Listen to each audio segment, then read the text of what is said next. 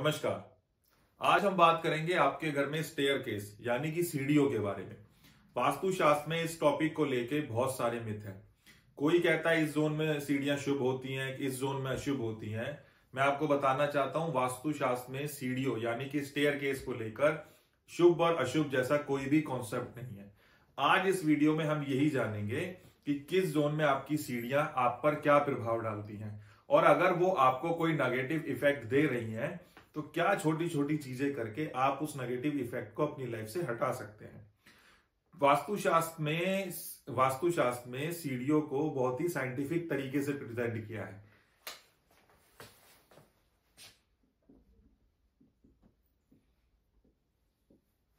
Stairs, अगर आप ये माने कि आपके घर का ये मैप है और ये आपके घर का नॉर्थ जोन है, ये आपके घर का साउथ जोन है, ये आपके घर का ईस्ट जोन है और ये आपके घर का वेस्ट जोन है।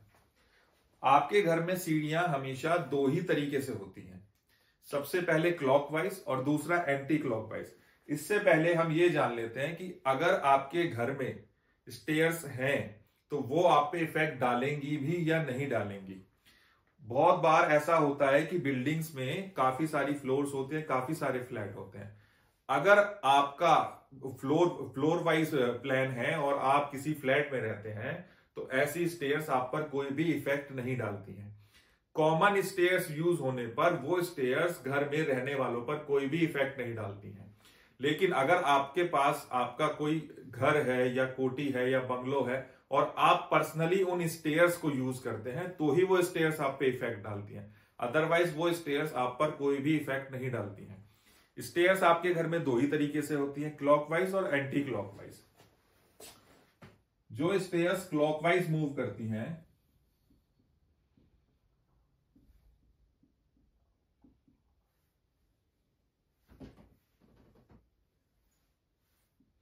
ये आपकी एंटी क्लॉकवाइज स्टेयर्स है।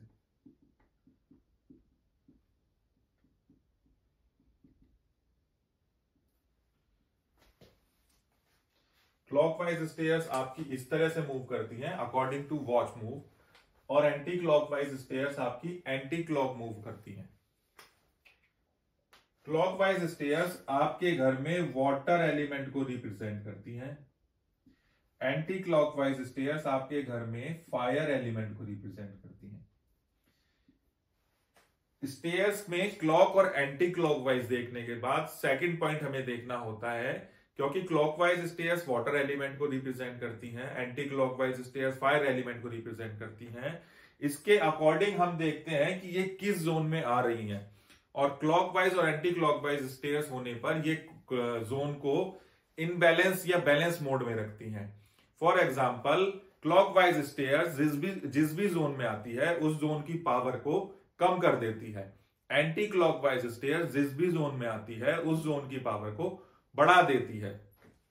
अगर हम माने कि आपके घर के नॉर्थ में यानी कि उत्तर दिशा में स्टेयर्स हैं और वो स्टेयर्स क्लॉकवाइज स्टेयर्स हैं, तो आप देखेंगे कि नॉर्थ जोन में क्लॉकवाइज स्टेयर्स आने से नॉर्थ जोन की पावर कम हो जाएगी। बट क्योंकि नॉर्थ जोन यानी कि उत्तर दिशा का एलिमेंट भी वाटर एलिमेंट है और हमारी क्लॉकवाइज स्टेयर्स भी वाटर एलिमेंट ही होती हैं, तो ये ऑटो बैलेंसिंग मोड में रहेगा। इसमें आपको किसी भी तरह की कोई रेमेडी या ट्रीटमेंट करने की जरूरत नहीं होती है। इसके अलावा अगर नॉर्थ जोन में एंटी क्लॉकवाइज स्टेयर्स आ जाए तो ये इस जोन की पावर को बढ़ा देती हैं। बट क्योंकि anti clockwise stairs fire element को रिप्रेजेंट करती है तो यहां हमें इन्हें ट्रीट करना होगा। ट्रीटमेंट, अगर एंटी क्लॉकवाइज स्टेयर्स आपकी किसी नेगेटिव जोन में आ रही है लाइक नॉर्थ जोन, तो आप ऐसे केस में सेम जोन का कलर का एक बल्ब लेकर इन एंटी क्लॉकवाइज स्टेयर्स पे लगा दीजिए। इससे आपका इजीली उस जोन का वास्तु दोष समाप्त हो जाता है। अगर क्लॉकवाइज स्टेयर्स आपकी किसी नेगेटिव जोन में आ रही है तब आप एक स्पॉटलाइट लेकर इस स्टेयर्स पर लगा सकते हैं। स्पॉटलाइट आपके अप से डाउन की तरफ होनी चाहिए, यानी कि स्टेयर्स पे अगर आप ऊपर स्पॉटलाइट प्लेस करते हैं तो वो नीचे की तरफ आपका उसकी लाइट जानी चाहिए। तो सेम जोन का अगर आप स्पॉटलाइट क्लॉकवाइज स्टेयर्स आपकी किसी नेगेटिव जोन में आ जाए तो सेम जोन का कलर लेकर आप स्पॉटलाइट प्लेस कर दीजिए। अगर एंटी क्लॉकवाइज स्टेयर्स आपकी किसी नेगेटिव जोन में आ जाए तो सेम जोन का बल्ब लेकर आप वहां पर प्लेस कर दीजिए। एक ध्यान देने वाली बात यह है कि स्टेयर्स का नंबर हमेशा ऑड नंबर होना चाहिए, यानी कि जब आप उसे काउंट करें तो उसका नंबर हमेशा ऑड आना चाहिए। लेकिन 13 नंबर को कंस्ट्रक्शन में अवॉइड किया जाता है। 13 नंबर आपकी स्टेयर्स में नहीं होना चाहिए। आप आसपास भी अपने देखेंगे कि किसी भी बिल्डिंग में आपको 13 नंबर का फ्लोर या 13 नंबर का फ्लैट नहीं मिलता है। कंस्ट्रक्शन में 13 नंबर को अवॉइड किया जाता है।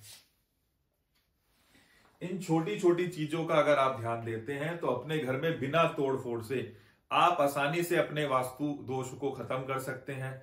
आसानी से घर बैठे ही अपनी छोटी छोटी चीजों का ट्रीटमेंट कर सकते हैं।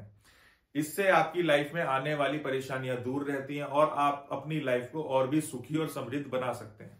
धन्यवाद।